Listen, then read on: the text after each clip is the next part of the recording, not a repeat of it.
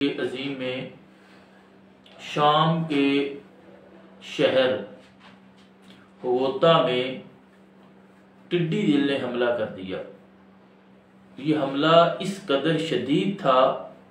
کہ ٹڈی دل فصلوں اور باغات کو مکمل تباہ کرنے میں کامیاب ہو گئی، کھا گئی،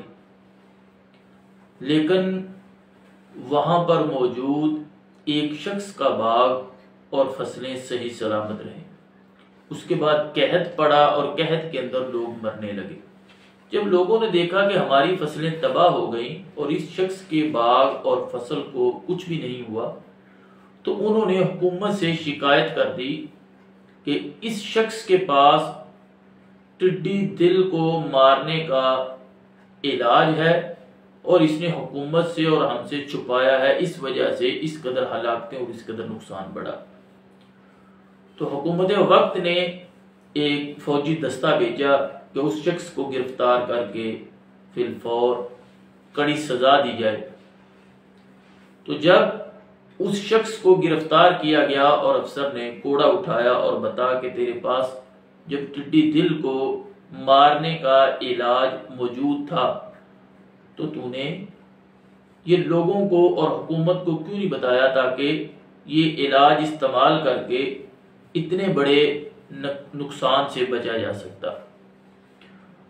تو اس نے آگے سے جواب دیا کہ جو علاج میں نے کیا ہے وہ علاج سب کو معلوم ہے لیکن کوئی کرنا نہیں چاہتا۔ افسر نے حیرت زدہ ہو کر پوچھا کہ وہ کون سا علاج ہے؟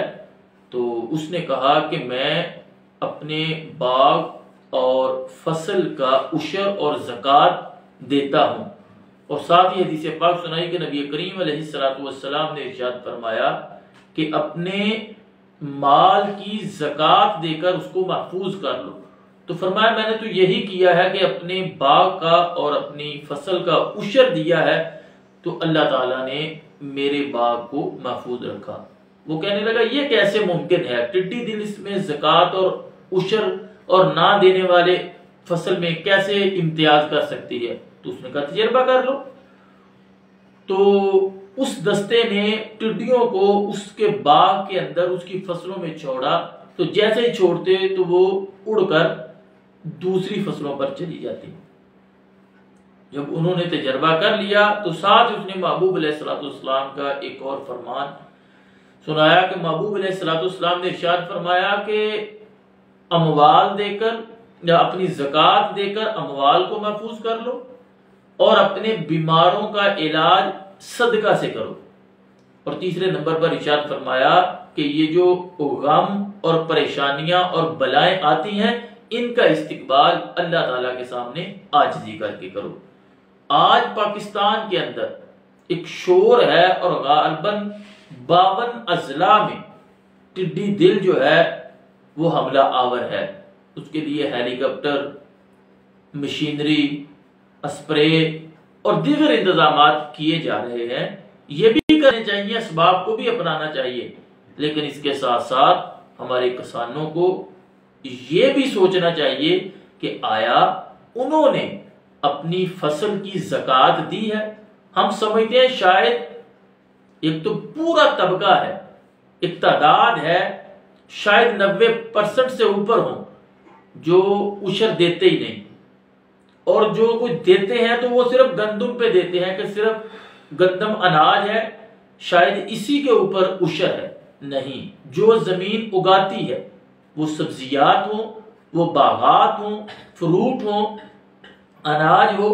یا دیگر فصلیں ہوں، جو بھی زمین اگائے اور انسان اسے نفع حاصل کرے اس پر عشر ہے۔ تو جہاں ہم دیگر اسباب اپنا رہے ہیں اور ہماری حکومت اویئرنیس آگاہی کے لیے ٹی وی پر پروگرام چلا رہی ہے، تو ساتھ ساتھ حکومت کو یہ کمپین بھی چلانی چاہیے کہ آپ نے اپنی فصل کی زکوٰۃ عشر دیا ہے، زکوٰۃ نکالی ہے، اپنے مال کی زکوٰۃ نکالی ہے۔ میرا ایک دوست ہے، بہت بڑا تاجر ہے، آئرن کا ان کا کام ہے، تو ان کی ایک دفعہ چوری ہو گئی تو میں ان کے پاس گیا تو وہ کہنے لگا عثمان صاحب میں نے بڑی دیر سوچا کہ یہ کیا ایسا واقعہ پیش آیا، میرا کبھی ایسے نقصان ہوا نہیں، میں اپنے مال کی پوری زکوٰۃ دیتا تھا، تو میرا مال بھی اللہ کے کرم سے محبوب علیہ السلام کی نظر عنایت سے بالکل محفوظ تھا، تو یہ میری چوری کیسے ہوئی؟ تو کہا بہت غور و فکر کرنے کے بعد مجھے یہ معلوم ہوا اور میں نے سوچا کہ اس مال کی تو میں نے زکوٰۃ ہی ادا نہیں کی تھی، تو میں ایسے لوگوں کو جانتا ہوں، ایک بہت بڑی تعداد ہے کہ لاک ڈاؤن کے اندر ہر بندہ چیخو پکار کر رہا تھا نقصان کے حوالے سے، لیکن جو بندے اللہ تعالیٰ کا حق دے رہے تھے، زکوٰۃ نکال رہے تھے، اللہ تعالیٰ نے اس لاک ڈاؤن کے اندر بھی ان کے رزق میں برکت عطا فرمائی، کیونکہ وہ ذات فرماتی ہے میں 10 گنا، پھر فرمایا 700 گنا، اور تیسرے نمبر پر ارشاد فرمایا اللہ کا فضل اس سے بھی بڑا ہے۔ تو یہ کوئی لاک ڈاؤن کی قید تھوڑی ہے اللہ تعالیٰ کی بارگاہ میں، تو ہمیں چاہیے کہ ہم بھی جب ہمارے بیمار ہوں، یہ کرونا آج کل عام ہے اس کی وبا، تو فرمایا اپنے بیماروں کا علاج صدقہ سے کرو، اور جب بلائیں مصیبتیں پریشانیاں آئیں تو اللہ تعالیٰ کے سامنے عاجزی کرو، اور اگر اپنے مال کو محفوظ بنانا چاہتے ہو تو اپنے مال کی زکوٰۃ ادا کرو۔ اللہ